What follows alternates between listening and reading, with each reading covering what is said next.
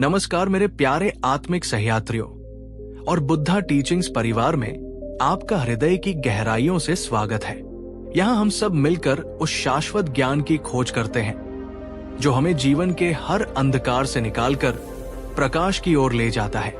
आज हम एक ऐसे विषय पर बात करने जा रहे हैं जो इस दुनिया के करोड़ों लोगों के जीवन की सबसे बड़ी और सबसे पीड़ादायक सच्चाई है।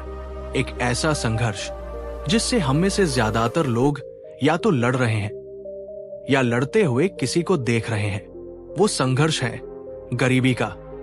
हम अक्सर सोचते हैं कि गरीबी का कारण अवसरों की कमी है या हमारी किस्मत खराब है या शायद हमने पिछले जन्म में कोई बुरे कर्म किए थे।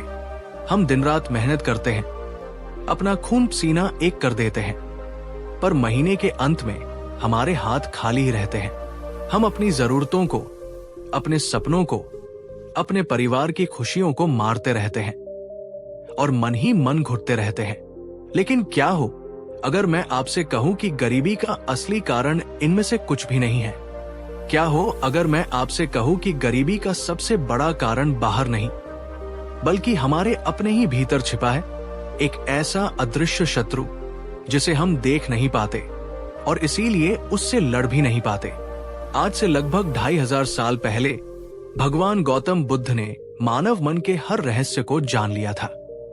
उन्होंने ये भी जान लिया था कि क्यों कुछ लोग अपार धन संपदा होने पर भी भीतर से कंगाल होते हैं और क्यों कुछ लोग कड़ी मेहनत के बावजूद दरिद्रता के दलदल से बाहर नहीं निकल पाते। आज की ये प्रस्तुति, ये वीडियो केवल एक वीडियो नहीं है, ये एक ज्ञान यज्ञ है। आज हम बुद्ध द्वारा बताए गए उन 5 गुप्त सूत्रों को जानेंगे जो किसी चुंबक की तरह, जी हाँ, किसी चुंबक की तरह आपके जीवन में धन, समृद्धि और शांति को खींच लाते हैं। ये कोई रातों रात अमीर बनने की स्कीम नहीं है। ये कर्म और मन के उन शाश्वत नियमों का विज्ञान है जिन्हें समझकर और अपनाकर आप गरीबी की जड़ों पर प्रहार कर सकते हैं। एक विनम्र अनुरोध, ये वीडियो लंबा और बहुत गहरा होने वाला है। ये कोई सतही मोटिवेशन नहीं बल्कि एक गहरा आत्म रूपांतरण का मार्ग है। इसे अपना पूरा समय और अपना पूरा ध्यान दीजिए, क्योंकि ये संभव है कि इन 5 सूत्रों में से कोई एक सूत्र आपके जीवन की उस बंद पड़ी तिजोरी को खोल दे जिसकी चाबी आप बरसों से ढूंढ रहे हैं। और अगर आप सच में दिल से इस गरीबी के कारागार से मुक्त होने का संकल्प लेना चाहते हैं तो इस ज्ञान यज्ञ में अपनी पहली आहुति दीजिए। इस वीडियो को अभी एक लाइक करें। ये लाइक सिर्फ एक बटन नहीं, ये ब्रह्मांड में भेजा गया आपका एक संकल्प है कि मैं समृद्धि के लिए तैयार हूं।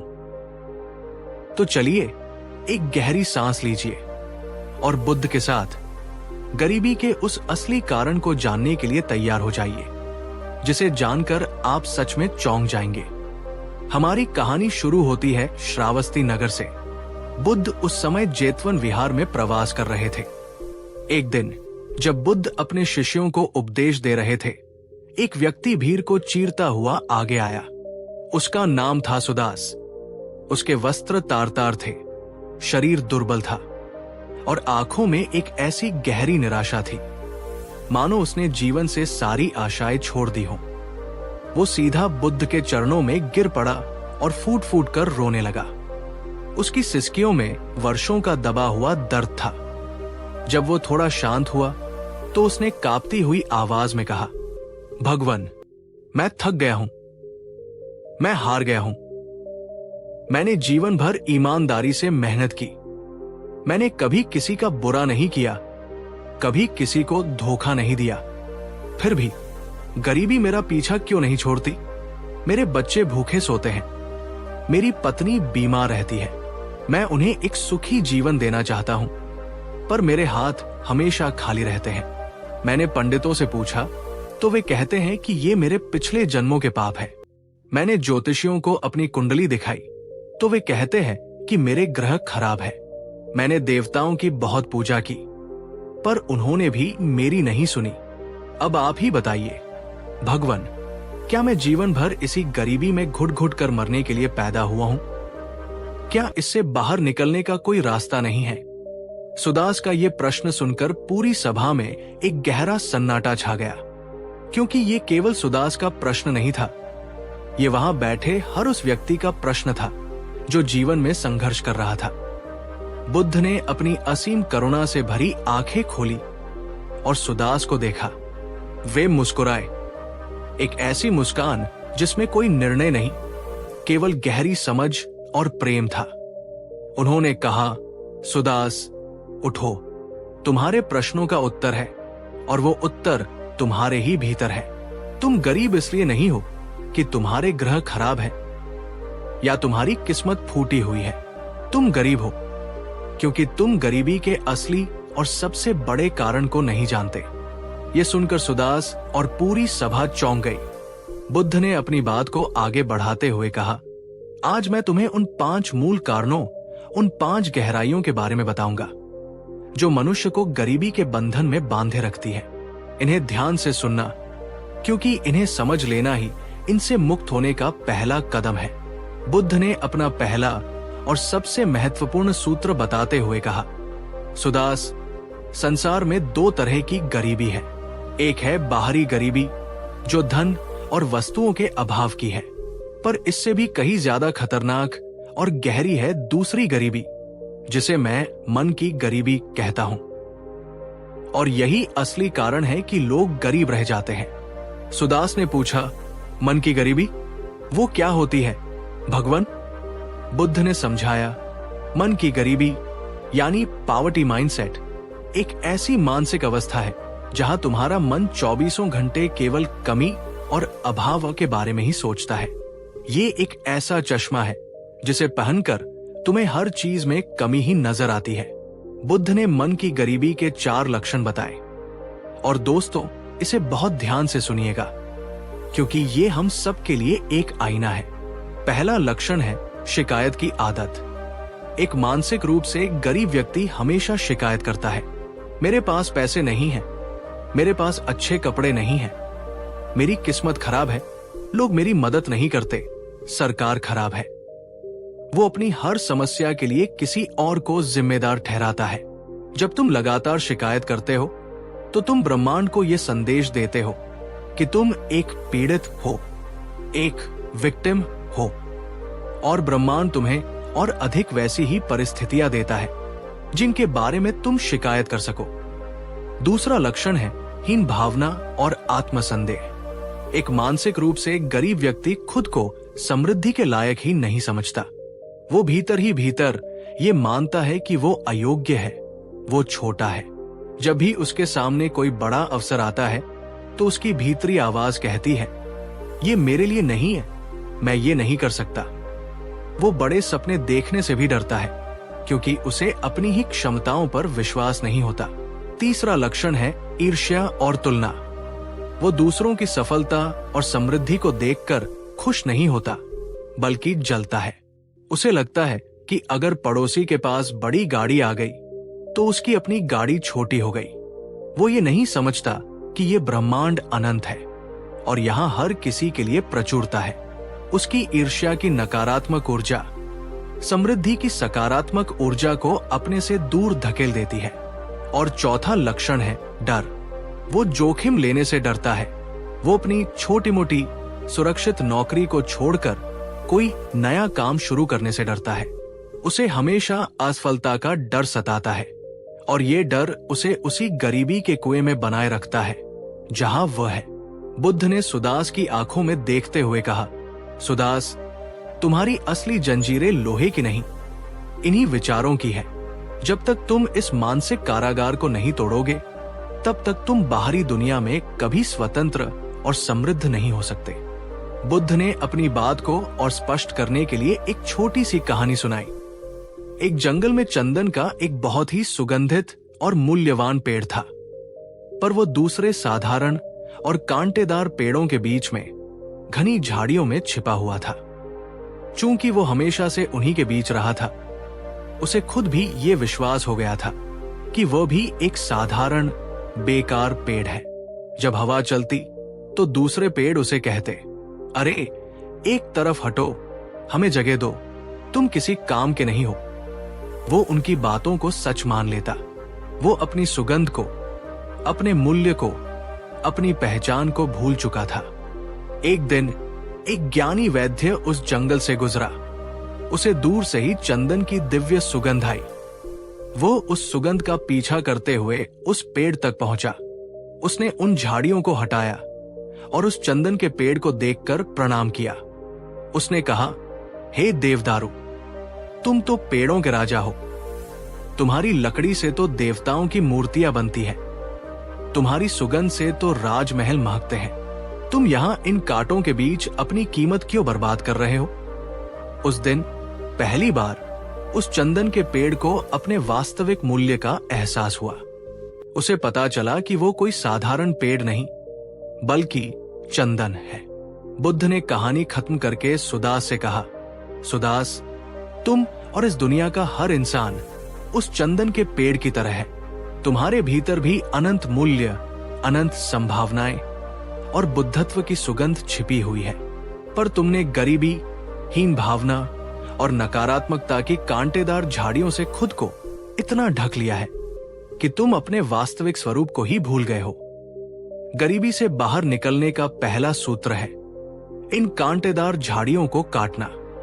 खुद को ये याद दिलाना कि तुम कोई साधारण अभागे इंसान नहीं हो। तुम इस ब्रह्मांड की एक अद्भुत रचना हो और तुम समृद्धि और खुशी के पूरी तरह से हकदार हो। यह सुनकर सुदास की आंखों से आंसू बहने लगे, पर इस बार ये आंसू निराशा के नहीं, बल्कि आत्मबोध के थे। उसे पहली बार आशा की एक किरण दिखाई दी। अब दोस्तों, मैं आपसे बात करना चाहता हूं।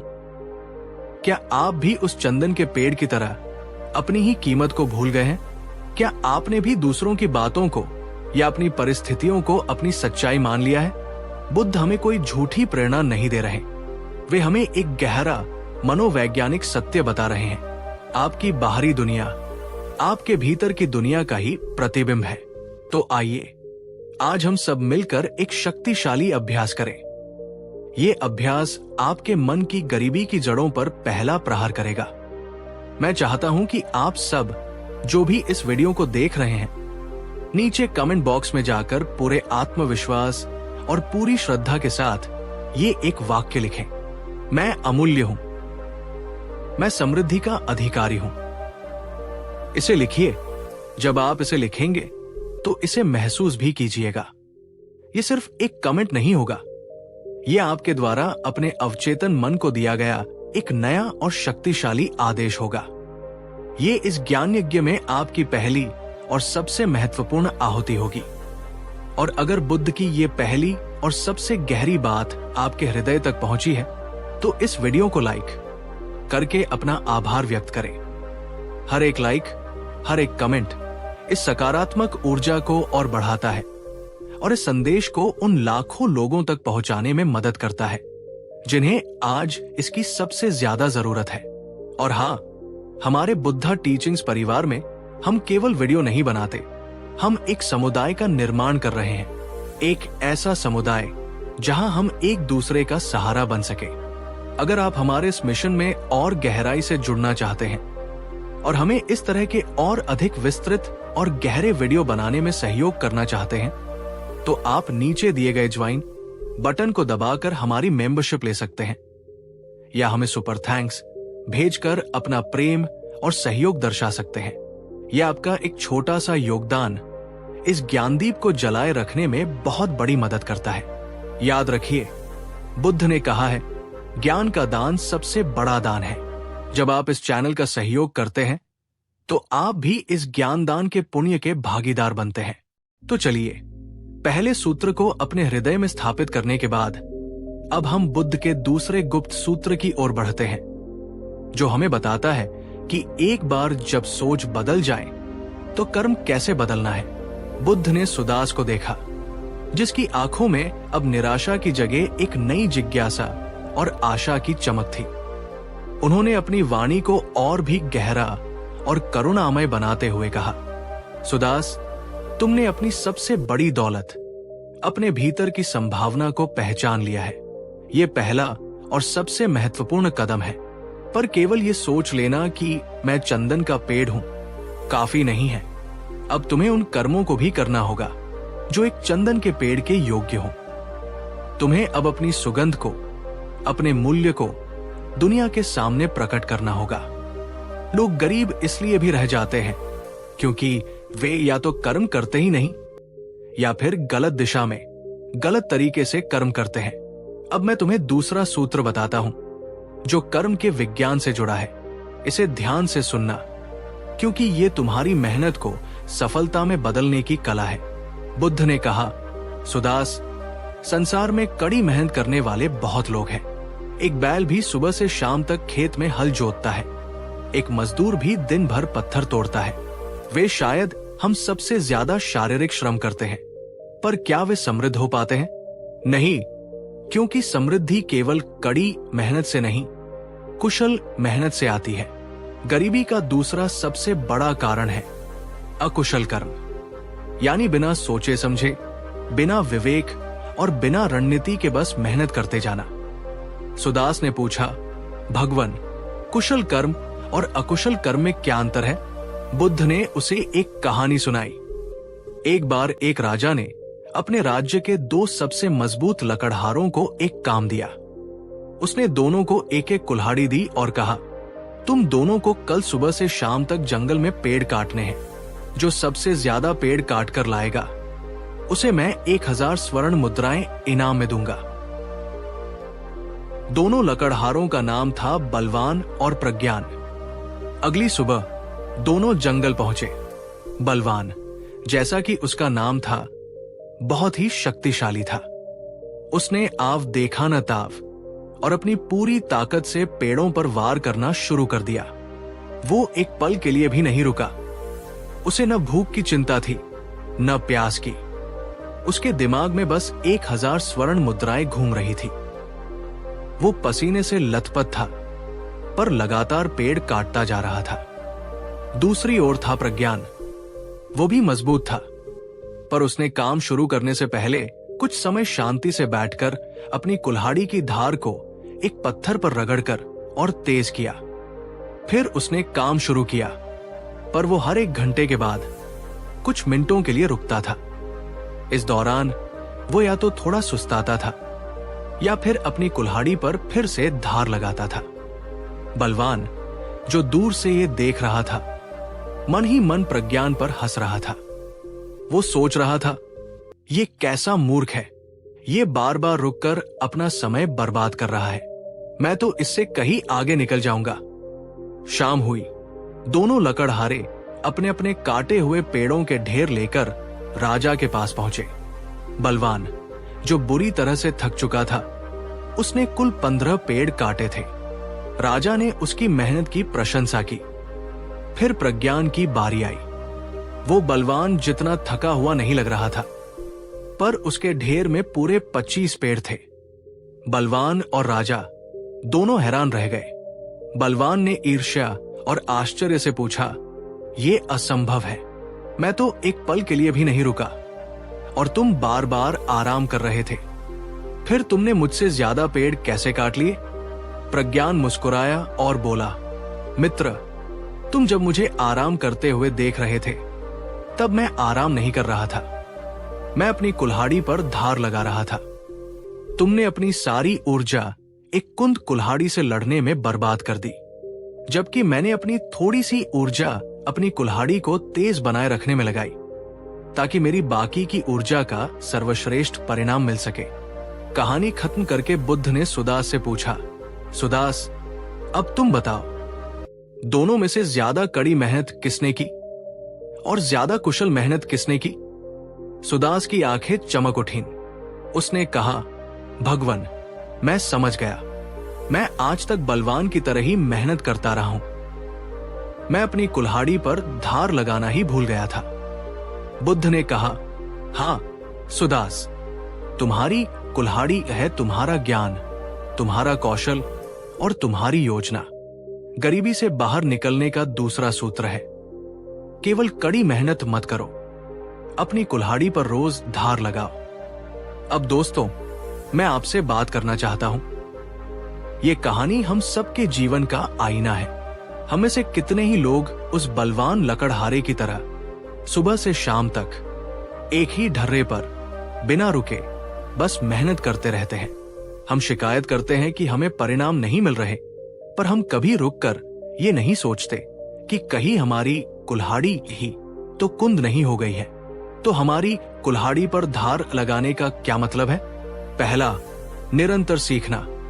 ये मत सोचो कि तुमने जो स्कूल या कॉलेज में पढ़ लिया वो काफी है। ये दुनिया हर रोज बदल रही है। नए कौशल, नई तकनीकें, नई जानकारियां हर रोज आ रही है। जो सीखना बंद कर देता है वो जीतना बंद कर देता है। रोजाना कम से कम 30 मिनट कुछ नया सीखने में लगाओ। कोई किताब पढ़ो, कोई ऑनलाइन कोर्स करो, किसी सफल व्यक्ति का वीडियो देखो। अपने दिमाग को, जो तुम्हारी सबसे बड़ी संपत्ति है, उसे रोज खुराक दो। दूसरा, अपने काम में माहिर बनना। तुम जो भी काम करते हो, चाहे तुम एक मोची हो, एक किसान हो, एक व्यापारी हो या एक कलाकार, उस काम में सर्वश्रेष्ठ बनने का लक्ष्य रखो। अपने काम को सिर्फ एक मजबूरी की तरह मत करो, उसे एक कला की तरह, एक साधना की तरह करो। जब तुम अपने काम में उत्कृष्टता, एक्सीलेंस हासिल कर लेते हो तो पैसा तुम्हारे पीछे भागता है। तुम्हें पैसे के पीछे भागने की जरूरत नहीं पड़ती। तीसरा, रणनीति और योजना बनाना।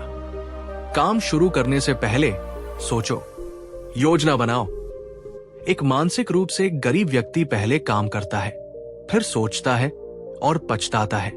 एक मानसिक रूप से समृद्ध व्यक्ति पहले सोचता है, योजना बनाता है और फिर पूरी ताकत से उस पर काम करता है। अपनी ऊर्जा को सही जगह पर लगाना सीखो। और चौथा, खुद को समय देना। प्रज्ञान की तरह बीच बीच में रुकना सीखो। आराम करना, ध्यान करना या बस शांत बैठना, ये समय की बर्बादी नहीं है। ये अपनी कुल्हाड़ी पर धार लगाना है। ये तुम्हारी ऊर्जा को रिचार्ज करता है और तुम्हें एक नई स्पष्टता देता है। अब मैं आपसे एक सवाल पूछना चाहता हूं। पूरी ईमानदारी से बताइए, आप आखिरी बार अपनी कुल्हाड़ी पर धार कब लगाए थे? आपने आखिरी बार कोई नई किताब कब पढ़ी थी? या कोई नया कौशल सीखने की कोशिश कब की थी? ये सवाल आपको असहज कर सकता है, पर यह बहुत जरूरी है। अगर आपका जवाब है बहुत समय हो गया, तो निराश मत होइए। आज का दिन सबसे अच्छा दिन है एक नई शुरुआत करने का। नीचे कमेंट में जाकर लिखिए, मैं आज से अपनी कुल्हाड़ी पर धार लगाऊंगी। ये एक संकल्प है जो आप मुझसे नहीं, अपने आप से कर रहे हैं। और अगर बुद्ध का ये दूसरा सूत्र आपको एक नई दिशा दे रहा है, तो इस ज्ञान यज्ञ में अपनी एक और आहुति दीजिए। इस वीडियो को लाइक करके अपना समर्थन व्यक्त करें। हर एक लाइक इस संदेश को और अधिक शक्ति देता है। बुद्ध ने सुदास को देखा, जो अब हर शब्द को अपने हृदय में उतार रहा था। उन्होंने अपनी बात को और भी गहरे स्तर पर ले जाते हुए कहा, सुदास, तुमने अपनी सोच को बदलने का संकल्प ले लिया। तुमने कुशल कर्म करने का रहस्य भी जान लिया। अब जब तुम्हारी मेहनत से तुम्हारे पास धन आना शुरू होगा, तब तुम्हारी असली परीक्षा होगी। क्योंकि बहुत से लोग गरीबी से तो बाहर निकल जाते हैं, पर वे धन के एक नए कारागार में कैद हो जाते हैं। और यहीं पर गरीबी का तीसरा और सबसे गुप्त कारण छिपा है। लोग गरीब इसलिए भी रह जाते हैं क्योंकि वे धन के स्वभाव को, उसके प्रवाह के नियम को नहीं समझते। सुदास ने पूछा, धन का प्रवाह, इसका क्या अर्थ है भगवान? बुद्ध ने कहा, सुदास, इस ब्रह्मांड में हर चीज ऊर्जा है और ऊर्जा का स्वभाव है बहना। हवा बहती है, नदी बहती है, रक्त हमारे शरीर में बहता है। जहां भी प्रवाह रुकता है, वही सड़न और मृत्यु शुरू हो जाती है। धन भी ऊर्जा का ही एक रूप है। उसका भी स्वभाव है बहना। वो एक हाथ से दूसरे हाथ में जाता है और इसी प्रवाह में समृद्धि का चक्र चलता है। पर एक मानसिक रूप से गरीब व्यक्ति क्या करता है? जैसे ही उसके पास थोड़ा सा धन आता है, वो डर के मारे उसे कसकर पकड़ लेता है। वो उसे अपनी तिजोरी में बंद कर देता है। वो कंजूस बन जाता है। वो उसे बहने से रोक देता है और रुका हुआ पानी जैसे सड़ जाता है। वैसे ही रुका हुआ धन भी अपनी सकारात्मक ऊर्जा खो देता है। वो धन फिर बढ़ता नहीं, वो केवल चिंता, भय और असुरक्षा को जन्म देता है। दूसरी ओर एक मानसिक रूप से समृद्ध व्यक्ति धन के प्रवाह के नियम को समझता है। वो जानता है कि धन को चलायमान रखना जरूरी है। वो उसे अपने ऊपर, अपने परिवार पर, अपने कौशल को बढ़ाने पर और अपने व्यापार में बुद्धिमानी से निवेश करता है। और वो ये भी जानता है कि इस प्रवाह को बनाए रखने का सबसे बड़ा रहस्य क्या है। सुदास ने उत्सुकता से पूछा, क्या है वो रहस्य भगवन? बुद्ध ने कहा, वो रहस्य है देना, दान, उदारता। ये सुनकर सुदास चौंक गया। भगवन, आप कह रहे हैं कि अमीर बनने के लिए धन को देना होगा? ये तो उल्टी बात लगती है। मेरे पास तो पहले से ही कम है। अगर मैं उसे भी दे दूंगा तो मैं और गरीब नहीं हो जाऊंगा? बुद्ध मुस्कुराए। ये वही प्रश्न था जिसकी वे प्रतीक्षा कर रहे थे। उन्होंने कहा, सुदास, तुम इसलिए गरीब नहीं हो कि तुम्हारे पास धन नहीं है। तुम इसलिए गरीब हो क्योंकि तुमने कभी देने का सुख, देने की शक्ति को जाना ही नहीं। बुद्ध ने उसे एक और कहानी सुनाई। बहुत समय पहले एक राजा था, अम्बरीश। वो बहुत धनी था, पर उतना ही कंजूस भी। उसका खजाना सोने और हीरों से भरा था, पर वो न तो अपनी प्रजा पर खर्च करता था और न ही स्वयं पर। वो बस रोजाना अपने खजाने में जाकर अपने सोने को गिनता और खुश होता था। उसके मन में हमेशा ये डर लगा रहता था कि कहीं उसका खजाना कम न हो जाए। इस डर के कारण वो रात को सो भी नहीं पाता था। एक रात उसे एक सपना आया। सपने में एक देवता प्रकट हुए और बोले, राजन, मैं तुम्हारी धन की रक्षा से बहुत प्रसन्न हूं। मैं तुम्हें एक वरदान देना चाहता हूं। मैं तुम्हारे राज्य में एक और पहाड़ बना दूंगा जो पूरा का पूरा सोने का होगा, पर शर्त यह है कि तुम उसमें से एक भी सिक्का अपने जीवन में खर्च नहीं कर पाओगे। वो केवल तुम्हारे खजाने की शोभा बढ़ाएगा। राजा सपने में बहुत खुश हुआ। उसने तुरंत हाँ कह दी। अगली सुबह जब राजा उठा तो उसने देखा कि उसके महल के सामने सचमुच एक विशाल चमकता हुआ सोने का पहाड़ खड़ा है। वो खुशी से झूम उठा, पर जल्द ही उसकी खुशी चिंता में बदल गई। अब उसे अपने खजाने के साथ साथ इस सोने के पहाड़ की भी चिंता होने लगी। वो उसकी सुरक्षा के लिए और सैनिक तैनात करने लगा और ज्यादा चिंतित रहने लगा। उसने उस सोने को देखा, पर वो उसे छू नहीं सकता था। वो उसके किसी काम का नहीं था। वो न तो किसी भूखे का पेट भर सकता था और न ही किसी बीमार का इलाज कर सकता था। वो बस एक सुंदर पर निर्जीव बोझ था। कई वर्षों तक उस सोने के पहाड़ की चिंता में राजा घुल घुल कर मर गया। मरते समय भी उसकी आंखें उसी सोने के पहाड़ पर टिकी थी जो उसके किसी काम न आया। कहानी खत्म करके बुद्ध ने सुदास से पूछा, सुदास, अब तुम बताओ, क्या राजा अम्बरीश सच में अमीर था या वो इस दुनिया का सबसे गरीब व्यक्ति था? उस धन का क्या मूल्य जो न तुम्हारे काम आए और न किसी और के? सुदास की आंखें भर आई। उसे समझ आ गया कि वह भी राजा अम्बरीश की तरह ही सोच रहा था। वो भी धन को केवल इकट्ठा करने की चीज समझ रहा था। बुद्ध ने कहा, तीसरा और सबसे गहरा सूत्र है, देने का नियम अपनाओ। तुम इसलिए मत दो कि तुम्हारे पास बहुत है। तुम इसलिए दो ताकि तुम्हारे पास बहुत हो जाए। जब तुम देते हो तो तुम ब्रह्मांड को 3 शक्तिशाली संदेश भेजते हो। 1, मेरे पास पर्याप्त है, ये कृतज्ञता का संदेश है। 2, मुझे विश्वास है कि मेरे पास और आएगा, ये विश्वास का संदेश है। 3, मैं धन का गुलाम नहीं, मैं उसका स्वामी हूं, ये स्वतंत्रता का संदेश है।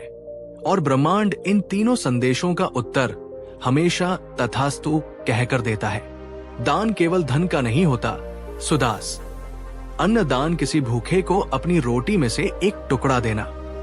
ज्ञान दान जो तुम जानते हो उसे दूसरों को सिखाना। अभय दान किसी डरे हुए को सहारा देना। श्रमदान किसी जरूरतमंद के लिए अपनी सेवा देना। तुम्हारे पास जो भी है उसमें से थोड़ा सा हिस्सा बिना किसी अपेक्षा के दूसरों के साथ बांटना शुरू करो। ये तुम्हारे मन की गरीबी की जड़ों को हमेशा के लिए काट देगा और तुम्हारे जीवन में समृद्धि के ऐसे स्रोत खोल देगा जिनकी तुमने कभी कल्पना भी नहीं की होगी। दोस्तों, ये बुद्ध की सबसे क्रांतिकारी शिक्षाओं में से एक है। आज का पूरा अर्थशास्त्र लेने और इकट्ठा करने पर आधारित है। बुद्ध हमें देने और प्रवाहित करने का अर्थशास्त्र सिखा रहे हैं। अब मैं आपसे एक बहुत ही व्यक्तिगत सवाल पूछना चाहता हूं। क्या आप देने से डरते हैं? क्या आपको भी लगता है कि देने से आपका धन कम हो जाएगा? ये डर स्वाभाविक है क्योंकि हमें बचपन से यही सिखाया गया है। पर आज बुद्ध की इस सीख को अपनाकर देखिए। आज ही कोई एक छोटा सा दान कीजिए, चाहे वो 1 रुपया हो, किसी को 1 गिलास पानी पिलाना हो या किसी के काम की सच्ची प्रशंसा करना हो, और फिर महसूस कीजिए कि आपके भीतर कैसी ऊर्जा का संचार होता है।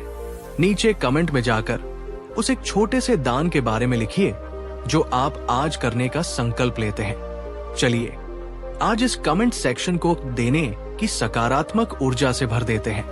और अगर आप बुद्ध के इस गहरे नियम में विश्वास करते हैं तो इस ज्ञान यज्ञ में अपनी एक और आहुति दीजिए। नीचे दिए गए ज्वाइन बटन को दबाकर आप हमारे बुद्धा टीचिंग्स परिवार के एक विशेष सदस्य बन सकते हैं। आपकी सदस्यता हमें इस तरह के और अधिक गहरे और विस्तृत वीडियो बनाने में सीधे तौर पर मदद करती है। ये भी ज्ञान के प्रवाह में आपका एक अद्भुत योगदान है।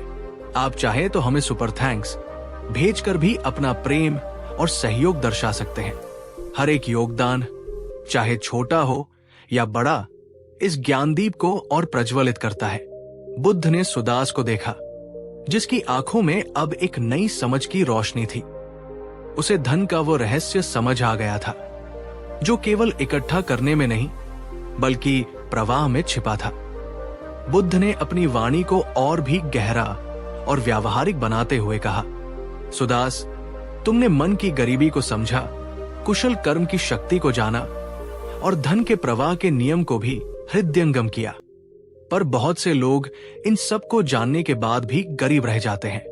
वे मेहनत करते हैं, कमाते हैं और शायद थोड़ा बहुत दान भी करते हैं, पर फिर भी वे एक ऐसे अदृश्य जाल में फंस जाते हैं जो उनकी सारी कमाई को धीरे धीरे निगल जाता है।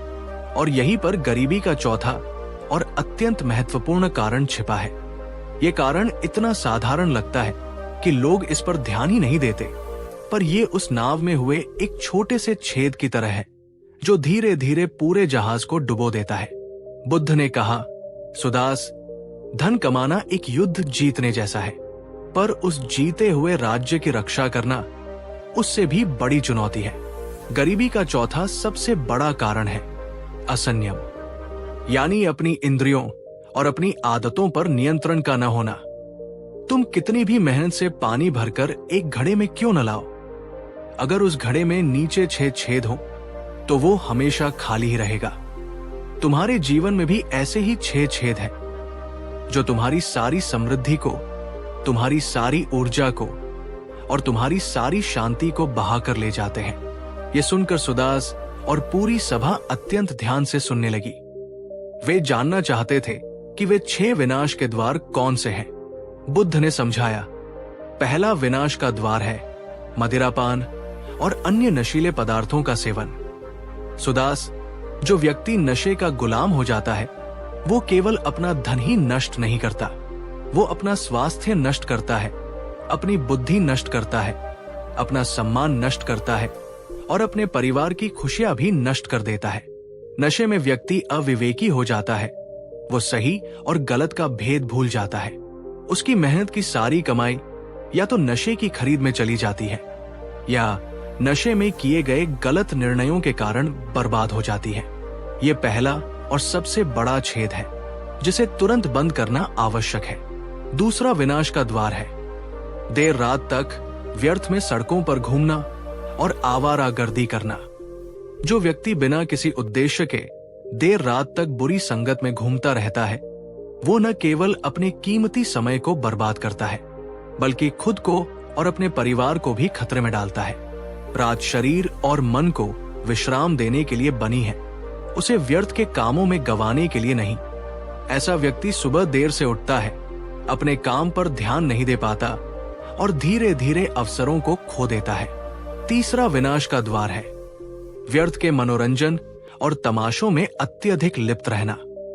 जीवन में मनोरंजन आवश्यक है, पर जब मनोरंजन ही जीवन बन जाए तो वो विनाश का कारण बनता है। जो व्यक्ति अपना सारा समय और धन केवल नाच गाने, उत्सवों और तमाशों में ही उड़ाता रहता है, वो उस किसान की तरह है जो बीज बोने के बजाय सारे बीज खा जाता है।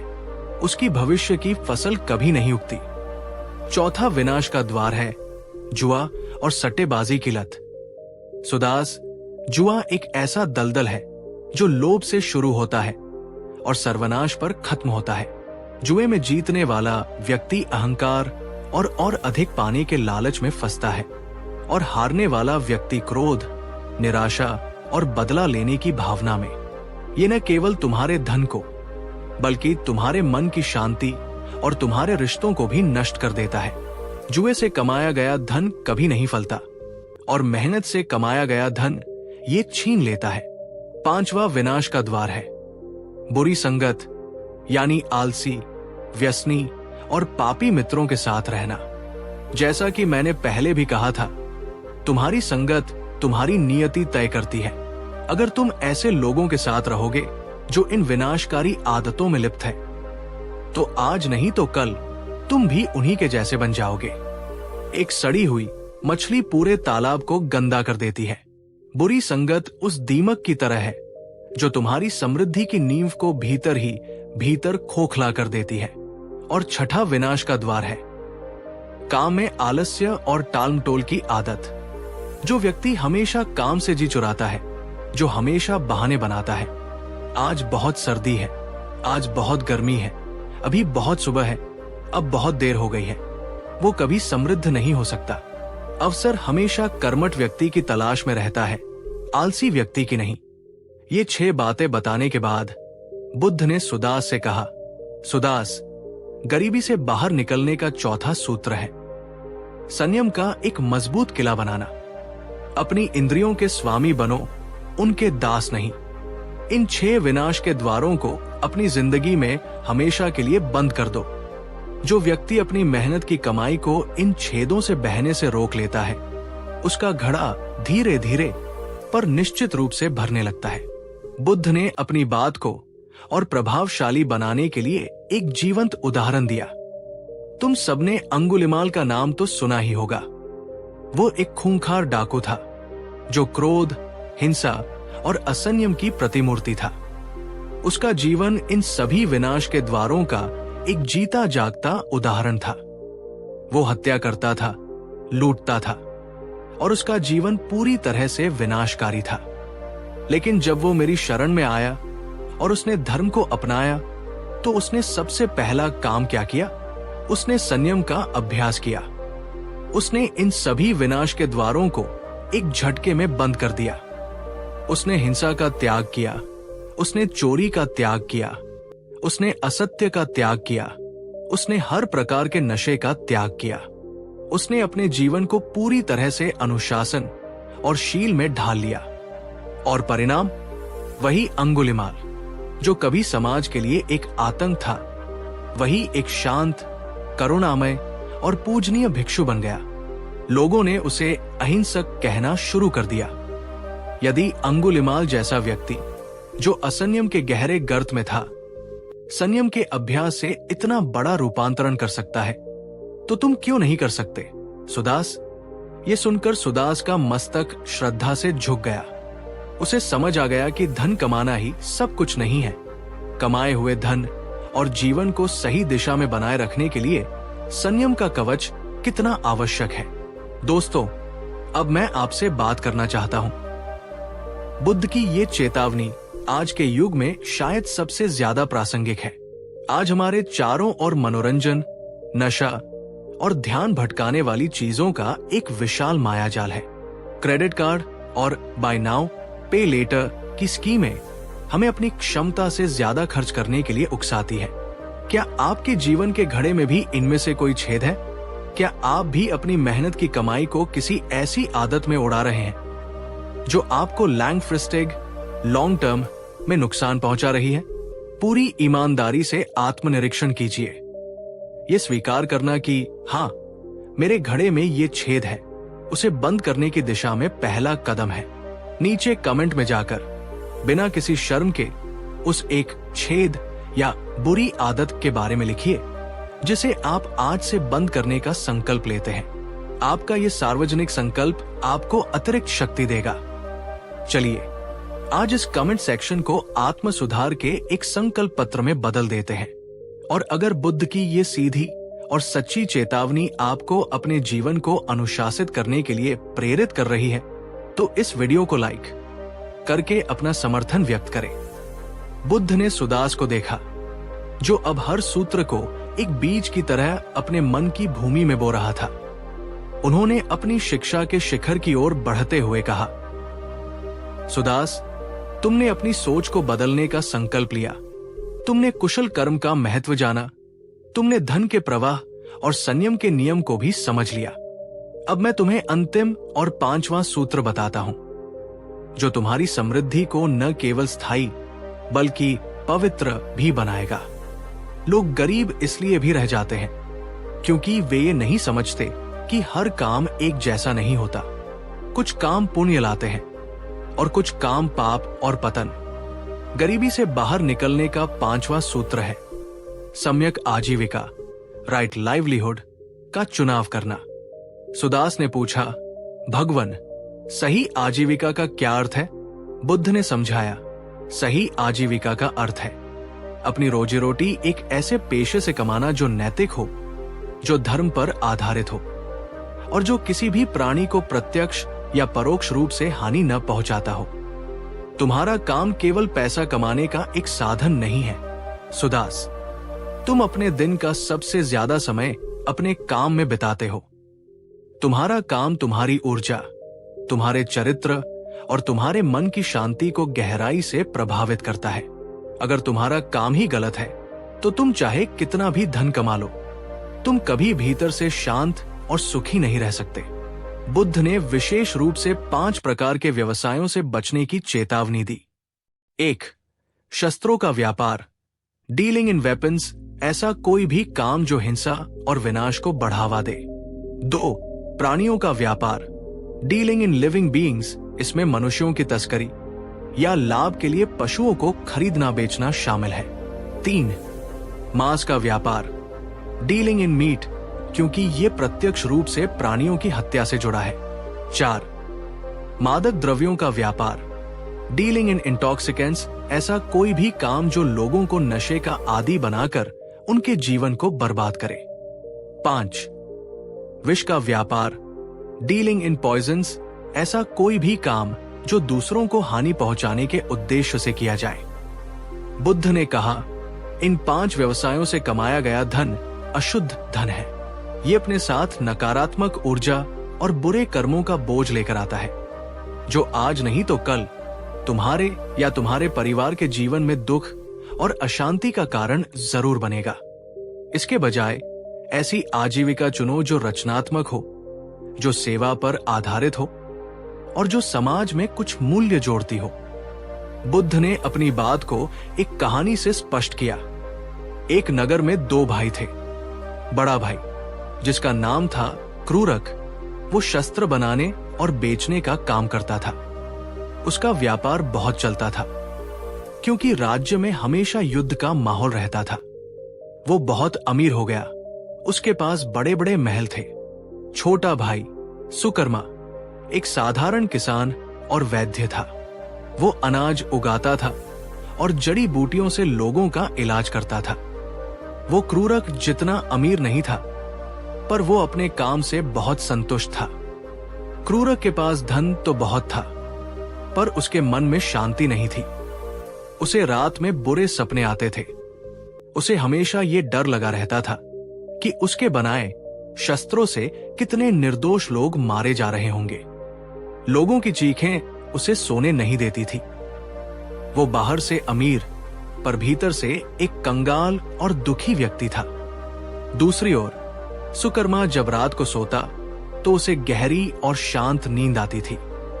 उसके मन में ये संतोष होता था कि आज उसने अपने उगाए अन्न से किसी भूखे का पेट भरा है और अपनी औषधि से किसी बीमार को पीड़ा से राहत दी है।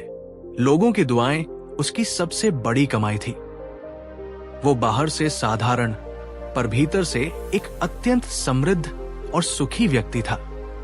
कहानी खत्म करके बुद्ध ने सुदास से पूछा, सुदास, तुम बताओ, इन दोनों में से तुम किसकी तरह बनना चाहोगे? क्रूरक की तरह जिसके पास धन है पर शांति नहीं, या सुकर्मा की तरह जिसके पास शायद कम धन हो पर असीम शांति और संतोष है? सुदास ने हाथ जोड़कर कहा, भगवन, मैं सुकर्मा की तरह बनना चाहता हूं। बुद्ध ने कहा, यही पांचवा और अंतिम सूत्र है। ऐसी आजीविका चुनो जिस पर तुम्हें गर्व हो। ऐसा काम करो जिसे तुम अपने बच्चों को बिना किसी शर्म के बता सको। जब तुम्हारा काम ही तुम्हारी पूजा बन जाएगा, जब तुम्हारा पेशा ही तुम्हारी सेवा बन जाएगा, तो समृद्धि और शांति दोनों तुम्हारे पीछे पीछे आएंगी। दोस्तों, बुद्ध की ये सीख आज के युग में और भी ज्यादा महत्वपूर्ण है, जहां लोग जल्दी अमीर बनने के लिए किसी भी गलत रास्ते पर चलने को तैयार हैं। बुद्ध हमें याद दिला रहे हैं कि हम क्या काम करते हैं। इससे कहीं ज्यादा महत्वपूर्ण यह है कि हम वो काम कैसे करते हैं। ईमानदारी, नैतिकता और करुणा से कमाया गया 1 रुपया भी बेईमानी और धोखे से कमाए गए 1000 रुपयों से कहीं ज्यादा मूल्यवान और शांतिदायक होता है। अब मैं आपसे एक सवाल पूछना चाहता हूं। क्या आप अपने काम से, अपने पेशे से खुश और संतुष्ट हैं? क्या आपको लगता है कि आपका काम समाज में कोई सकारात्मक योगदान दे रहा है? ये एक गहरा प्रश्न है, इस पर विचार जरूर कीजिएगा। बुद्ध ने सुदास को देखा, जिसकी आंखों में अब न केवल समझ बल्कि एक गहरी शांति और कृतज्ञता का भाव था। उसने गरीबी के बाहरी और भीतरी सभी कारणों को जान लिया था। अब वो केवल उत्तर नहीं चाहता था, वो रूपांतरण चाहता था। बुद्ध ने अपनी वाणी को और भी अमृतमय बनाते हुए कहा, सुदास, तुमने उन 5 कारणों को जान लिया है जो मनुष्य को गरीबी में बांधे रखते हैं। तुमने उन 5 सूत्रों को भी समझ लिया है जो समृद्धि के द्वार खोलते हैं। पर अब मैं तुम्हें उस परम रहस्य के बारे में बताऊंगा जो इन सभी सूत्रों को एक साथ जोड़ता है। ये वो गोंद है, वो धागा है जिसके बिना ये सारे मोती बिखर जाएंगे। ये वो अवस्था है जिसे प्राप्त करने के बाद गरीबी और अमीरी के शब्द ही अर्थहीन हो जाते हैं। ये वो दृष्टिकोण है जिसे अपनाने के बाद तुम जीवन के हर खेल में एक विजेता की तरह जीते हो। सुदास और पूरी सभा ने अपनी सांसें थाम ली। वे उस अंतिम रहस्य को जानने के लिए आतुर थे। बुद्ध ने कहा, सुदास, हम दुखी और गरीब इसलिए भी रह जाते हैं क्योंकि हम एक बहुत बड़े भ्रम में जीते हैं। हम सोचते हैं कि चीजें स्थायी हैं। हम अपनी जवानी को, अपने स्वास्थ्य को, अपने धन को और यहां तक कि अपनी गरीबी को भी स्थायी मान लेते हैं। जब हमारे पास सुख और धन होता है तो हम उससे बुरी तरह चिपक जाते हैं। हम चाहते हैं कि वो हमेशा हमारे पास रहे और उसे खोने का डर ही हमें अशांत और कंजूस बना देता है। और जब हमारे पास दुख और गरीबी होती है तो हम इतने निराश हो जाते हैं कि हमें लगता है ये अंधकार कभी खत्म नहीं होगा। हम मान लेते हैं कि मैं तो हूं ही गरीब और हमेशा रहूंगा, और ये सोच ही हमें कोई भी नया प्रयास करने से रोक देती है। छठा और सबसे मुक्त करने वाला सूत्र है अनित्यता, एनिक्का के नियम को गहराई से समझ लेना। ये जान लेना कि इस ब्रह्मांड में कुछ भी, जी हां, कुछ भी स्थायी नहीं है। हर चीज बदल रही है, हर पल। तुम्हारा शरीर बदल रहा है, तुम्हारे विचार बदल रहे हैं, तुम्हारी भावनाएं बदल रही है, ये धरती और ये सितारे बदल रहे हैं। तो तुम्हारी गरीबी कैसे स्थायी हो सकती है और तुम्हारी अमीरी कैसे स्थायी हो सकती है? जिस क्षण तुम ये समझ जाते हो कि ये भी बदल जाएगा, दिस टू शैल पास, उसी क्षण तुम एक अद्भुत स्वतंत्रता का अनुभव करते हो। जब तुम गरीबी में होते हो तो अनित्यता का ये बोध तुम्हें आशा देता है। तुम्हें पता होता है कि ये दौर हमेशा नहीं रहेगा। ये तुम्हें निराश होने से बचाता है और नए प्रयास करने की हिम्मत देता है। तुम जानते हो कि अगर तुम सही कर्म करोगे तो आज की ये परिस्थिति कल जरूर बदलेगी। और जब तुम अमीरी में होते हो तो अनित्यता का ये बोध तुम्हें विनम्रता देता है। तुम्हें पता होता है कि ये धन, ये सफलता भी स्थायी नहीं है। ये तुम्हें अहंकार करने से बचाता है और तुम्हें उस धन का बुद्धिमानी से उपयोग करने और उसे दूसरों के साथ बांटने के लिए प्रेरित करता है। बुद्ध ने अपनी बात को एक बहुत ही प्रसिद्ध कहानी से समझाया। एक बार एक महान सम्राट था जो अपने मन की चंचलता से बहुत परेशान था। जब वो युद्ध जीतता तो अहंकार के शिखर पर होता और जब कोई छोटी सी भी हार होती तो निराशा के गहरे गर्त में डूब जाता। उसने अपने राज्य के सभी बुद्धिमान लोगों से कहा कि मुझे कोई ऐसा मंत्र या कोई ऐसी वस्तु दो जिसे देखकर मैं सुख में बहुत ज्यादा उत्साहित न हूं और दुख में बहुत ज्यादा निराश न हूं। बहुत से विद्वान आए पर कोई भी राजा को संतुष्ट नहीं कर सका। तब राजा का एक बूढ़ा और विश्वास पात्र सेवक, जो मन से एक भिक्षु की तरह था, आगे आया। उसने राजा को एक साधारण सी अंगूठी दी और कहा, महाराज, इसमें एक छोटा सा पत्र छिपा है। जब आप अपने जीवन के चरम सुख या चरम दुख में हो और आपको लगे कि अब कोई रास्ता नहीं है, तभी इस पत्र को खोलकर पढ़िएगा। कुछ समय बाद पड़ोसी राज्य ने आक्रमण कर दिया। राजा युद्ध हार गया और उसे अपनी जान बचाकर भागना पड़ा। वो एक जंगल में एक चट्टान के किनारे आकर रुक गया। आगे गहरी खाई थी और पीछे से शत्रुओं के घोड़ों की टापें सुनाई दे रही थी। उसे लगा कि उसका अंत निश्चित है। वो निराशा और भय के चरम पर था। तभी उसे उस अंगूठी की याद आई। उसने कांपते हुए हाथों से अंगूठी में से वो छोटा सा पत्र निकाला। उस पर केवल 3 शब्द लिखे थे, ये भी गुजर जाएगा।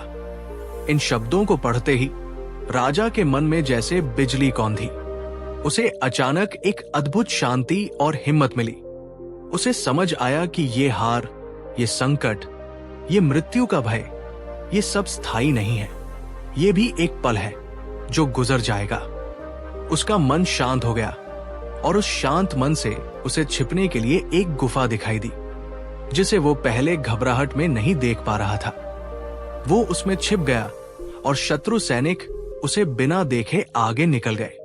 कुछ समय बाद राजा ने फिर से अपनी सेना इकट्ठी की और अधिक बुद्धिमानी से युद्ध लड़ा और अपना राज्य वापस जीत लिया। जब वो विजय के रथ पर सवार होकर अपनी राजधानी में प्रवेश कर रहा था और प्रजा उस पर फूलों की वर्षा कर रही थी, तो उसे चरम सुख और अहंकार का अनुभव हुआ। तभी उसे फिर से उस अंगूठी की याद आई। उसने फिर से वो पत्र निकाला और पढ़ा। उस पर वही 3 शब्द लिखे थे, ये भी गुजर जाएगा।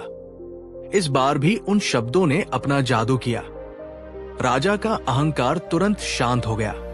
उसे समझ आया कि ये विजय, ये प्रशंसा, ये सुख भी स्थायी नहीं है। उसे विनम्र और सजग रहना चाहिए। बुद्ध ने कहानी खत्म करके सुदास से कहा, सुदास, गरीबी हो या अमीरी, ये दोनों ही जीवन की परिवर्तनशील अवस्थाएं हैं। इनसे अपनी पहचान मत जोड़ो। तुम न तो अपनी गरीबी हो और न ही तुम अपनी अमीरी हो। तुम इन दोनों अवस्थाओं को देखने वाले साक्षी हो। जिस दिन तुम इस साक्षी भाव में स्थित हो जाओगे, उस दिन कोई भी बाहरी परिस्थिति तुम्हारे मन की शांति को भंग नहीं कर पाएगी।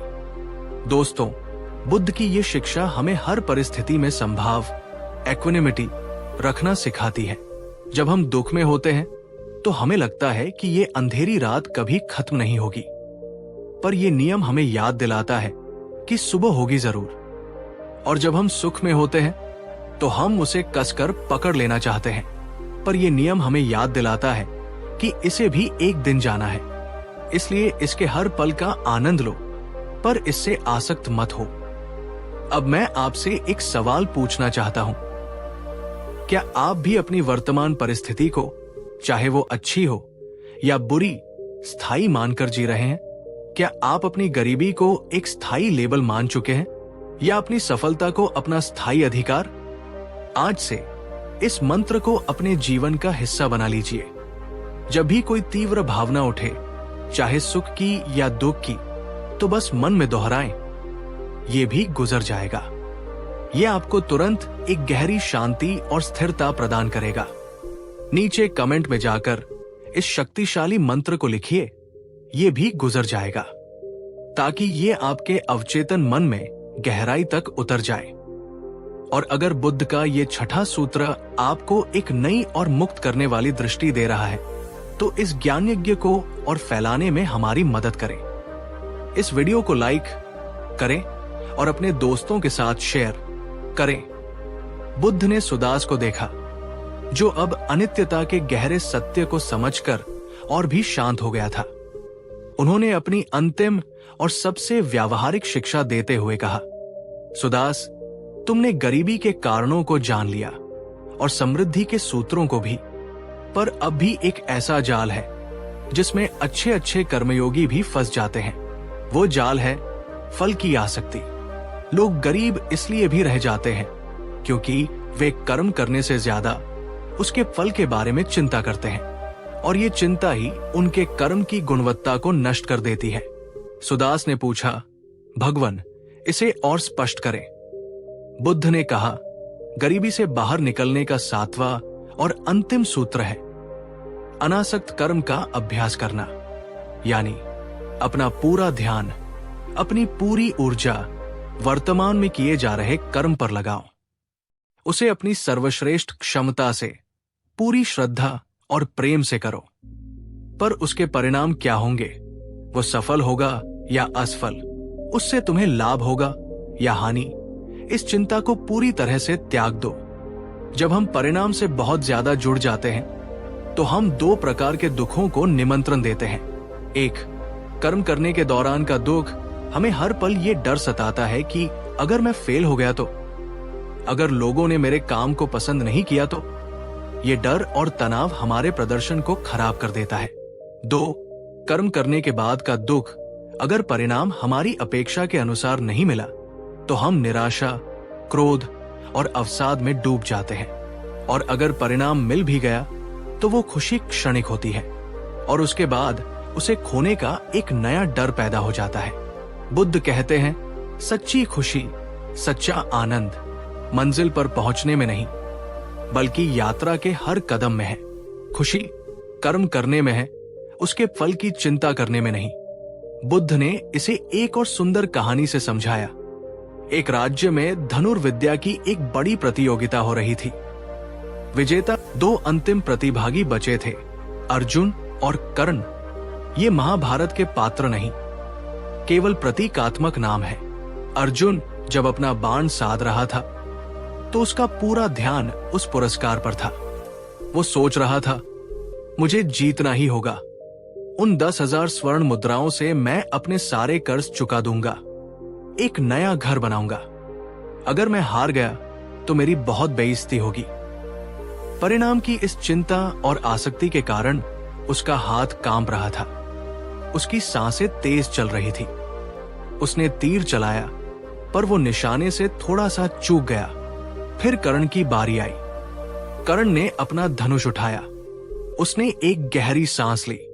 उसने उस पुरस्कार, उस भीड़ और हार जीत के विचार को अपने मन से पूरी तरह निकाल दिया। उसका पूरा ध्यान, पूरी चेतना केवल एक ही चीज पर थी, वो बाण, वो धनुष और वो निशाना। उसके लिए उस क्षण में दुनिया में और कुछ भी मौजूद नहीं था। उसने कर्म को ही अपना ध्यान बना लिया। उसका मन पूरी तरह से शांत था। उसने तीर चलाया और वो सीधा निशाने के केंद्र में जाकर लगा। बुद्ध ने सुदास से पूछा, सुदास, कौन जीता और क्यों? दोनों ही कुशल थे, पर एक का मन भविष्य की चिंता में था और दूसरे का मन वर्तमान के कर्म में। यही अंतर है। जब तुम अपेक्षाओं के बोझ से मुक्त होकर प्रेम और आनंद के साथ कोई कर्म करते हो, तो तुम अपना सर्वश्रेष्ठ प्रदर्शन करते हो, और जब तुम अपना सर्वश्रेष्ठ देते हो तो सर्वश्रेष्ठ परिणाम आने की संभावना भी सबसे अधिक होती है। दोस्तों, बुद्ध की ये सीख हमें काम करने का एक क्रांतिकारी नजरिया देती है। ये हमें तनाव मुक्त उत्पादकता, स्ट्रेस फ्री प्रोडक्टिविटी सिखाती है। चाहे आप एक विद्यार्थी हो, एक व्यापारी हो या एक कलाकार, इस नियम को अपनाएं। अपने काम से प्रेम करें, प्रक्रिया से प्रेम करें, परिणाम को एक बाय प्रोडक्ट, उपोत्पाद की तरह आने दें।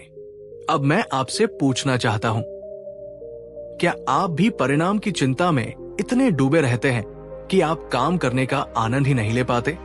क्या असफलता का डर आपको अपना सर्वश्रेष्ठ देने से रोकता है? आज से इस नियम का अभ्यास करें। अपने काम को एक बोझ की तरह नहीं, एक खेल की तरह, एक पूजा की तरह करें। नीचे एक में जाकर लिखिए, मेरा आनंद मेरी यात्रा में है, मंजिल में नहीं। बुद्ध ने सुदास को देखा, जिसकी आंखों में अब केवल समझ ही नहीं बल्कि एक गहरी शांति और एक स्पष्ट मार्ग का नक्शा था। उसने गरीबी के मानसिक, कर्माधारित, वित्तीय, सामाजिक और आध्यात्मिक सभी पहलुओं को जान लिया था। वो अब केवल एक निराश पीड़ित नहीं था, बल्कि एक जागरूक योद्धा बनने के लिए तैयार था। बुद्ध ने अपनी वाणी को और भी अमृतमय और सारगर्भित बनाते हुए कहा, सुदास, तुमने उन सभी सूत्रों को जान लिया है जो मनुष्य को गरीबी के दलदल से बाहर निकालकर सच्ची और स्थायी समृद्धि के शिखर तक ले जा सकते हैं। तुमने मन की गरीबी को समझा, कुशल कर्म की शक्ति को जाना, धन के प्रवाह और संयम के नियम को आत्मसात किया, सही आजीविका और अनित्यता के बोध को ग्रहण किया और अनासक्त कर्म के रहस्य को भी छुआ। पर अब इन सभी मोतियों को एक साथ पिरोने वाले धागे की बात करते हैं। ये वो अंतिम और सबसे शक्तिशाली अवस्था है जिसके बिना ये सारा ज्ञान केवल जानकारी बनकर रह जाएगा। ये वो सीमेंट है जो तुम्हारी समृद्धि की इमारत को हमेशा के लिए मजबूत बनाएगा। लोग इसलिए भी गरीब और दुखी रह जाते हैं क्योंकि वे जीवन में एक संतुलन स्थापित नहीं कर पाते। वे या तो पूरी तरह से भौतिकवादी हो जाते हैं या पूरी तरह से दुनिया को त्याग देते हैं। मैंने तुम्हें त्याग करने को नहीं कहा, सुदास। मैंने तुम्हें जागृत होकर जीने को कहा है। बुद्ध ने कहा, सुदास, जीवन में हर चीज में सफलता और शांति का रहस्य अति एक्सट्रीम्स से बचने में है। 8वां और इन सभी सूत्रों को संतुलित करने वाला नियम है मध्यमा पतिपदा, यानी मध्यम मार्ग, द मिडल पाथ को अपनाना। मैंने अपने जीवन में दोनों अतियों को जीकर देखा है। एक राजकुमार के रूप में मैंने भोगविलास और इंद्रिय सुखों की अति देखी। मेरे पास दुनिया की हर खुशी थी, पर मेरे मन में शांति नहीं थी। वो मार्ग मुझे दुख के सत्य तक नहीं ले जा सका। फिर सत्य की खोज में मैंने दूसरी अति को अपनाया, कठोर तपस्या की। मैंने शरीर को अत्यधिक कष्ट दिया, भोजन त्याग दिया, सांसें रोक ली। मेरा शरीर सूखकर कांटा हो गया, पर ज्ञान फिर भी दूर था। वो मार्ग भी मुझे केवल पीड़ा और निराशा तक ले गया। अंततः मैंने इन दोनों अतियों को छोड़ दिया। मैंने समझा कि जीवन की वीणा से मधुर संगीत तभी निकल सकता है जब उसके तार न तो बहुत ढीले, भोगविलास और आलस्य हो, और न ही बहुत ज्यादा कसे हुए, कठोर तपस्या और आत्मपीड़न हो। उन्हें एक सही संतुलन में होना चाहिए। गरीबी से बाहर निकलने की तुम्हारी यात्रा में भी तुम्हें इसी मध्यम मार्ग को अपनाना होगा। सुदास ने पूछा, भगवन, धन और आध्यात्मिकता के बीच ये मध्यम मार्ग कैसे साधा जाए? बुद्ध ने समझाया, 1. काम और आराम के बीच संतुलन। कुशल कर्म करो, पर अपने शरीर को मशीन मत बना लो। इतना काम मत करो कि तुम अपने परिवार, अपने स्वास्थ्य और अपने मन की शांति को ही भूल जाओ। और इतना आराम भी मत करो कि तुम आलसी और अकर्मण्य हो जाओ। काम और विश्राम के बीच एक स्वस्थ संतुलन स्थापित करो। 2. बचत और खर्च के बीच संतुलन। धन की बचत करो, पर इतने कंजूस मत बनो कि तुम अपने और अपने परिवार की उचित जरूरतों को भी पूरा न कर सको। और इतना खर्च भी मत करो कि तुम्हारा भविष्य असुरक्षित हो जाए। अपनी कमाई का प्रबंधन उस बुद्धिमानी से करो जो मैंने तुम्हें सिखाई है। 3. भौतिक और आध्यात्मिक लक्ष्यों के बीच संतुलन। धन कमाओ, एक अच्छा जीवन जियो, ये आवश्यक है, पर इसे ही जीवन का एकमात्र लक्ष्य मत बना लो। अपने दिन में से, अपने सप्ताह में से कुछ समय अपनी आध्यात्मिक उन्नति के लिए भी निकालो। ध्यान करो, सत्संग करो, ज्ञान की बातें सुनो। जैसे शरीर को भोजन चाहिए, वैसे ही आत्मा को भी भोजन चाहिए। भौतिक समृद्धि और आध्यात्मिक शांति दोनों एक साथ चल सकती है और चलनी ही चाहिए। 4. आत्मविश्वास और विनम्रता के बीच संतुलन। अपनी क्षमताओं पर पूरा विश्वास रखो, पर अहंकार मत करो। जब तुम सफल हो जाओ तो विनम्र बने रहो। ये याद रखो कि तुम्हारी सफलता में बहुत से लोगों और परिस्थितियों का भी योगदान है। और जब तुम असफल हो जाओ तो अपना आत्मविश्वास मत खो। ये याद रखो कि ये भी एक अस्थायी अवस्था है। बुद्ध ने कहा, सुदास, जीवन एक नदी के 2 किनारों की तरह है। एक किनारा है दुख, दूसरा है सुख। एक है गरीबी, दूसरा है अमीरी। ज्यादातर लोग एक किनारे से दूसरे किनारे तक भागते रहते हैं, पर एक बुद्धिमान व्यक्ति नाव में बैठकर नदी के बीच में दोनों किनारों को देखता हुआ शांति और संतुलन के साथ अपनी यात्रा पूरी करता है। यही मध्यम मार्ग है। ये सुनकर सुदास पूरी तरह से तृप्त हो गया। उसके मन की सारी शंकाएं, सारे द्वंद्व शांत हो गए। उसे केवल गरीबी से बाहर निकलने का रास्ता ही नहीं मिला था, उसे एक सही जीवन जीने का पूरा नक्शा मिल गया था। उसने बुद्ध के चरणों में अपना मस्तक रखा और कहा, भगवन, आज आपने मुझे केवल धन नहीं बल्कि धर्म दिया है। आपने मुझे केवल जीना नहीं बल्कि सही से जीना सिखाया है। मैं आपको वचन देता हूं कि मैं आपके बताए इन सभी सूत्रों को अपने जीवन में उतारूंगा। और सुदास ने ऐसा ही किया। वो अपने गांव लौटा। उसने सबसे पहले अपनी सोच पर काम किया। वो हर सुबह अपनी समृद्धियों के लिए धन्यवाद देता। उसने खुद को एक गरीब, अभागा मानना छोड़ दिया। उसने आलस्य का त्याग किया और लकड़ी की नक्काशी का एक हुनर सीखा। उसने अपनी कुल्हाड़ी पर धार लगाई और अपने काम में माहिर बन गया। उसकी कमाई शुरू हुई तो उसने बुद्ध के बताए अनुसार उसका प्रबंधन किया। उसने फिजूल खर्ची बंद की, बचत की और अपने काम को बढ़ाने में निवेश किया। उसने अपनी बुरी संगत छोड़कर गांव के दूसरे मेहनती कारीगरों और बुद्धिमान लोगों के साथ उठना बैठना शुरू किया। उसने अपनी कमाई का एक हिस्सा, चाहे वो कितना भी छोटा क्यों न हो, नियमित रूप से जरूरतमंदों और भिक्षुओं को दान देना शुरू किया। उसने अपनी वाणी को सुधारा। वो अब शिकायत नहीं करता था, बल्कि आशा और संभावनाओं की बातें करता था। उसने अपने स्वास्थ्य का ध्यान रखा, सादा भोजन और पर्याप्त आराम को महत्व दिया। उसने अपनी पुरानी असफलताओं को भुलाकर अपना पूरा ध्यान वर्तमान के कर्म पर लगाया। उसने रोजाना कुछ समय ध्यान करना शुरू किया, जिससे उसका मन शांत और एकाग्र रहने लगा। और उसने इन सब के बीच एक संतुलन बनाए रखा। धीरे धीरे पर निश्चित रूप से सुदास का जीवन रूपांतरित होने लगा। उसकी कला की ख्याति दूर दूर तक फैल गई। वो एक साधारण मजदूर से एक सम्मानित और समृद्ध व्यापारी बन गया। उसके पास धन था, पर अब वो धन का गुलाम नहीं, स्वामी था। उसके पास सफलता थी, पर उसमें अहंकार नहीं, विनम्रता थी। और सबसे बड़ी बात, उसके पास एक ऐसी गहरी आंतरिक शांति और संतोष था जो बड़े बड़े सम्राटों को भी नसीब नहीं होता। वो अब केवल एक अमीर आदमी नहीं था, वो एक समृद्ध आदमी था जो भौतिक और आध्यात्मिक दोनों स्तरों पर धनी था। तो मेरे प्यारे दोस्तों, सुदास की ये कहानी केवल एक व्यक्ति की कहानी नहीं है, ये हम सब की कहानी है, हम सब की संभावना की कहानी है। ये हमें बताती है कि हमारी वर्तमान परिस्थितियां चाहे कितनी भी खराब क्यों न हो, हमारे पास हमेशा उन्हें बदलने की शक्ति होती है।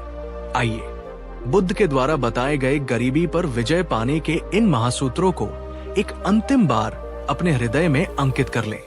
पहला, मन की गरीबी को त्यागो, अपनी सोच को अभाव से प्रचुरता की ओर मोड़ो।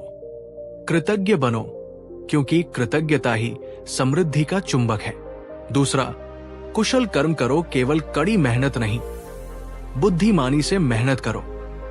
अपनी कुल्हाड़ी पर धार लगाना कभी मत भूलो, निरंतर सीखते रहो। तीसरा, धन के प्रवाह को समझो, कंजूसी मत करो, उदार बनो। धन को रोको मत, उसे बुद्धिमानी से प्रवाहित करो। देने में ही पाने का रहस्य छिपा है। चौथा, संयम का किला बनाओ, अपनी मेहनत की कमाई को व्यसनों और बुरी आदतों के छेदों से बहने मत दो। अनुशासन ही धन की रक्षा करता है। पांचवा, सही आजीविका चुनो, ऐसा काम करो जो नैतिक हो और जिस पर तुम्हें गर्व हो। जब तुम्हारा काम ही धर्म बन जाता है तो समृद्धि और शांति दोनों मिलती है। छठा, अनित्यता को समझो, ये जान लो कि न गरीबी स्थायी है न अमीरी। ये बोध तुम्हें गरीबी में आशा और अमीरी में विनम्रता देगा। सातवां, अनासक्त कर्म करो, अपना सर्वश्रेष्ठ प्रयास करो, पर फल की चिंता से मुक्त रहो। आनंद यात्रा में है, मंजिल में नहीं। और आठवां, मध्यम मार्ग पर चलो, जीवन के हर पहलू में संतुलन स्थापित करो। भौतिक और आध्यात्मिक प्रगति को एक साथ लेकर चलो।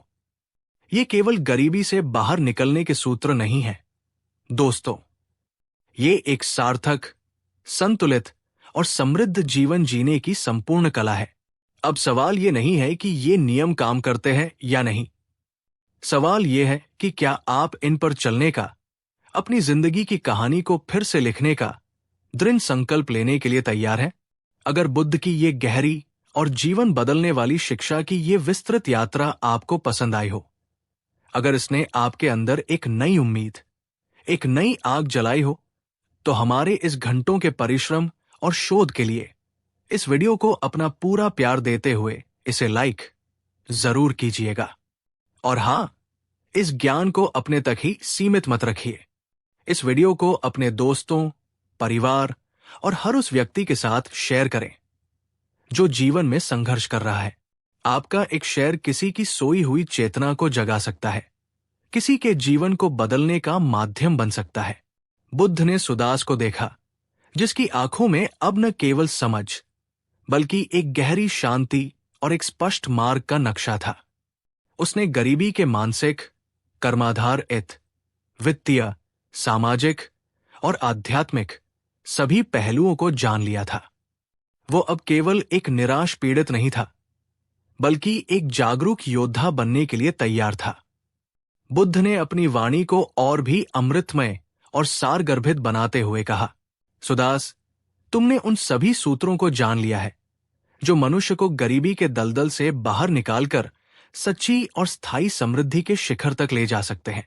तुमने मन की गरीबी को समझा, कुशल कर्म की शक्ति को जाना, धन के प्रवाह और संयम के नियम को आत्मसात किया, सही आजीविका और अनित्यता के बोध को ग्रहण किया और अनासक्त कर्म के रहस्य को भी छुआ। पर अब इन सभी मोतियों को एक साथ पिरोने वाले धागे की बात करते हैं। ये वो अंतिम और सबसे शक्तिशाली अवस्था है जिसके बिना ये सारा ज्ञान केवल जानकारी बनकर रह जाएगा। ये वो सीमेंट है जो तुम्हारी समृद्धि की इमारत को हमेशा के लिए मजबूत बनाएगा। लोग इसलिए भी गरीब और दुखी रह जाते हैं क्योंकि वे जीवन में एक संतुलन स्थापित नहीं कर पाते। वे या तो पूरी तरह से भौतिकवादी हो जाते हैं या पूरी तरह से दुनिया को त्याग देते हैं। मैंने तुम्हें त्याग करने को नहीं कहा सुदास, मैंने तुम्हें जागृत होकर जीने को कहा है। बुद्ध ने कहा, सुदास, जीवन में हर चीज में सफलता और शांति का रहस्य अति एक्सट्रीम्स से बचने में है। आठवां और इन सभी सूत्रों को संतुलित करने वाला नियम है मध्यमा पतिपदा, यानी मध्यम मार्ग, द मिडल पाथ को अपनाना। मैंने अपने जीवन में दोनों अतियों को जीकर देखा है। एक राजकुमार के रूप में मैंने भोगविलास और इंद्रिय सुखों की अति देखी। मेरे पास दुनिया की हर खुशी थी, पर मेरे मन में शांति नहीं थी। वो मार्ग मुझे दुख के सत्य तक नहीं ले जा सका। फिर सत्य की खोज में मैंने दूसरी अति को अपनाया, कठोर तपस्या की। मैंने शरीर को अत्यधिक कष्ट दिया, भोजन त्याग दिया, सांसें रोक ली। मेरा शरीर सूखकर कांटा हो गया, पर ज्ञान फिर भी दूर था। वो मार्ग भी मुझे केवल पीड़ा और निराशा तक ले गया। अंततः मैंने इन दोनों अतियों को छोड़ दिया। मैंने समझा कि जीवन की वीणा से मधुर संगीत तभी निकल सकता है जब उसके तार न तो बहुत ढीले, भोगविलास और आलस्य हो, और न ही बहुत ज्यादा कसे हुए, कठोर तपस्या और आत्मपीड़न हो। उन्हें एक सही संतुलन में होना चाहिए। गरीबी से बाहर निकलने की तुम्हारी यात्रा में भी तुम्हें इसी मध्यम मार्ग को अपनाना होगा। सुदास ने पूछा, भगवन, धन और आध्यात्मिकता के बीच ये मध्यम मार्ग कैसे साधा जाए? बुद्ध ने समझाया, 1. काम और आराम के बीच संतुलन। कुशल कर्म करो, पर अपने शरीर को मशीन मत बना लो। इतना काम मत करो कि तुम अपने परिवार, अपने स्वास्थ्य और अपने मन की शांति को ही भूल जाओ। और इतना आराम भी मत करो कि तुम आलसी और अकर्मण्य हो जाओ। काम और विश्राम के बीच एक स्वस्थ संतुलन स्थापित करो। 2. बचत और खर्च के बीच संतुलन। धन की बचत करो, पर इतने कंजूस मत बनो कि तुम अपने और अपने परिवार की उचित जरूरतों को भी पूरा न कर सको। और इतना खर्च भी मत करो कि तुम्हारा भविष्य असुरक्षित हो जाए। अपनी कमाई का प्रबंधन उस बुद्धिमानी से करो जो मैंने तुम्हें सिखाई है। 3. भौतिक और आध्यात्मिक लक्ष्यों के बीच संतुलन। धन कमाओ, एक अच्छा जीवन जियो, ये आवश्यक है, पर इसे ही जीवन का एकमात्र लक्ष्य मत बना लो। अपने दिन में से, अपने सप्ताह में से कुछ समय अपनी आध्यात्मिक उन्नति के लिए भी निकालो। ध्यान करो, सत्संग करो, ज्ञान की बातें सुनो।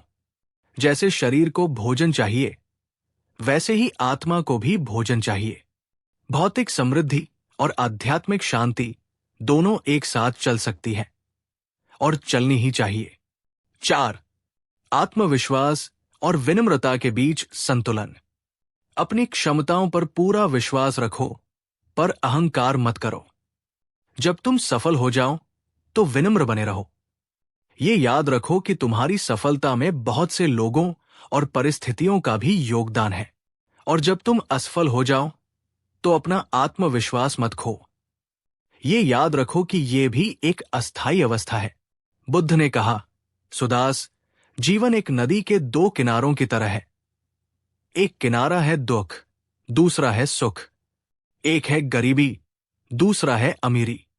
ज्यादातर लोग एक किनारे से दूसरे किनारे तक भागते रहते हैं, पर एक बुद्धिमान व्यक्ति नाव में बैठकर नदी के बीच में दोनों किनारों को देखता हुआ शांति और संतुलन के साथ अपनी यात्रा पूरी करता है। यही मध्यम मार्ग है। यह सुनकर सुदास पूरी तरह से तृप्त हो गया। उसके मन की सारी शंकाएं, सारे द्वंद्व शांत हो गए। उसे केवल गरीबी से बाहर निकलने का रास्ता ही नहीं मिला था, उसे एक सही जीवन जीने का पूरा नक्शा मिल गया था। उसने बुद्ध के चरणों में अपना मस्तक रखा और कहा, भगवन, आज आपने मुझे केवल धन नहीं बल्कि धर्म दिया है। आपने मुझे केवल जीना नहीं बल्कि सही से जीना सिखाया है। मैं आपको वचन देता हूं कि मैं आपके बताए इन सभी सूत्रों को अपने जीवन में उतारूंगा। और सुदास ने ऐसा ही किया। वो अपने गांव लौटा। उसने सबसे पहले अपनी सोच पर काम किया। वो हर सुबह अपनी समृद्धियों के लिए धन्यवाद देता। उसने खुद को एक गरीब, अभागा मानना छोड़ दिया। उसने आलस्य का त्याग किया और लकड़ी की नक्काशी का एक हुनर सीखा। उसने अपनी कुल्हाड़ी पर धार लगाई और अपने काम में माहिर बन गया। उसकी कमाई शुरू हुई तो उसने बुद्ध के बताए अनुसार उसका प्रबंधन किया। उसने फिजूल खर्ची बंद की, बचत की और अपने काम को बढ़ाने में निवेश किया। उसने अपनी बुरी संगत छोड़कर गांव के दूसरे मेहनती कारीगरों और बुद्धिमान लोगों के साथ उठना बैठना शुरू किया। उसने अपनी कमाई का एक हिस्सा, चाहे वो कितना भी छोटा क्यों न हो, नियमित रूप से जरूरतमंदों और भिक्षुओं को दान देना शुरू किया। उसने अपनी वाणी को सुधारा। वो अब शिकायत नहीं करता था, बल्कि आशा और संभावनाओं की बातें करता था। उसने अपने स्वास्थ्य का ध्यान रखा, सादा भोजन और पर्याप्त आराम को महत्व दिया। उसने अपनी पुरानी असफलताओं को भुलाकर अपना पूरा ध्यान वर्तमान के कर्म पर लगाया। उसने रोजाना कुछ समय ध्यान करना शुरू किया, जिससे उसका मन शांत और एकाग्र रहने लगा। और उसने इन सब के बीच एक संतुलन बनाए रखा। धीरे धीरे पर निश्चित रूप से सुदास का जीवन रूपांतरित होने लगा। उसकी कला की ख्याति दूर दूर तक फैल गई। वो एक साधारण मजदूर से एक सम्मानित और समृद्ध व्यापारी बन गया। उसके पास धन था, पर अब वो धन का गुलाम नहीं, स्वामी था। उसके पास सफलता थी, पर उसमें अहंकार नहीं, विनम्रता थी। और सबसे बड़ी बात, उसके पास एक ऐसी गहरी आंतरिक शांति और संतोष था जो बड़े बड़े सम्राटों को भी नसीब नहीं होता। वो अब केवल एक अमीर आदमी नहीं था, वो एक समृद्ध आदमी था जो भौतिक और आध्यात्मिक दोनों स्तरों पर धनी था। तो मेरे प्यारे दोस्तों, सुदास की ये कहानी केवल एक व्यक्ति की कहानी नहीं है, ये हम सब की है कहानी है, हम सब की संभावना की कहानी है। ये हमें बताती है कि हमारी वर्तमान परिस्थितियां चाहे कितनी भी खराब क्यों न हो, हमारे पास हमेशा उन्हें बदलने की शक्ति होती। आइए बुद्ध के द्वारा बताए गए गरीबी पर विजय पाने के इन महासूत्रों को एक अंतिम बार अपने हृदय में अंकित कर लें।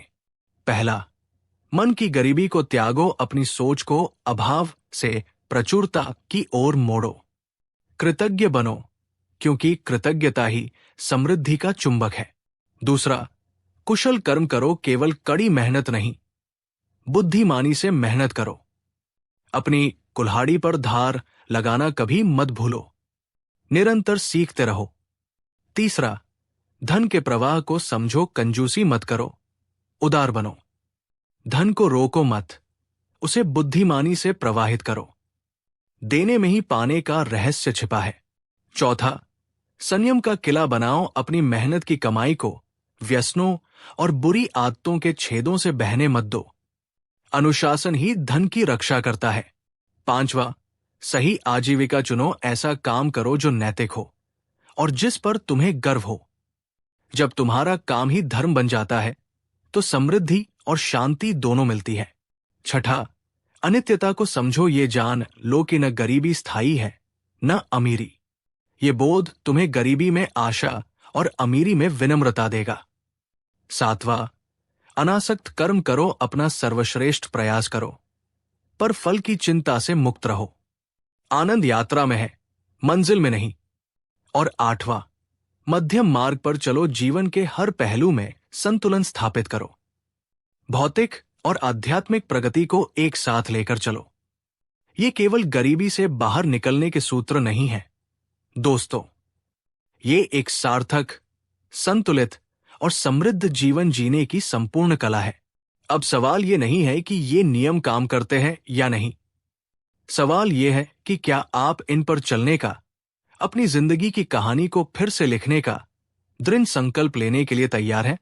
अगर बुद्ध की ये गहरी और जीवन बदलने वाली शिक्षा की ये विस्तृत यात्रा आपको पसंद आई हो, अगर इसने आपके अंदर एक नई उम्मीद, एक नई आग जलाई हो, तो हमारे इस घंटों के परिश्रम और शोध के लिए इस वीडियो को अपना पूरा प्यार देते हुए इसे लाइक जरूर कीजिएगा। और हां, इस ज्ञान को अपने तक ही सीमित मत रखिए। इस वीडियो को अपने दोस्तों, परिवार और हर उस व्यक्ति के साथ शेयर करें जो जीवन में संघर्ष कर रहा है। आपका एक शेयर किसी की सोई हुई चेतना को जगा सकता है, किसी के जीवन को बदलने का माध्यम बन सकता है। और अंत में, हमारे बुद्धा टीचिंग्स परिवार के एक स्थायी और सहयोगी सदस्य बनने के लिए अगर आप समर्थ हैं तो नीचे दिए गए ज्वाइन बटन को दबाकर हमारी मेंबरशिप लेने पर विचार करें, या हमें सुपर थैंक भेजकर अपना विशेष आभार प्रकट करें। आपका हर सहयोग हमें इस ज्ञान यज्ञ को और भी बड़े स्तर पर और भी अधिक गुणवत्ता के साथ जारी रखने की शक्ति देता है। जब आप इस चैनल को सहयोग करते हैं तो आप भी बुद्ध की शिक्षाओं को फैलाने के इस महान पुण्य कार्य में एक भागीदार बनते हैं। और अगर आप भविष्य में भी बुद्ध की ऐसी ही गहरी और व्यावहारिक शिक्षाओं से जुड़ना चाहते हैं तो हमारे चैनल को सब्सक्राइब करना और उस घंटी बेल वाले आइकन को दबाना बिल्कुल न भूलें। अपना ख्याल रखिएगा, मेहनत करते रहिएगा और विश्वास रखिएगा, आपकी जिंदगी जरूर बदलेगी। याद रखें, बुद्ध ने कहा था, तुम स्वयं अपने दीपक हो। नमो बुद्धाय। भवतु सब्ब मंगल।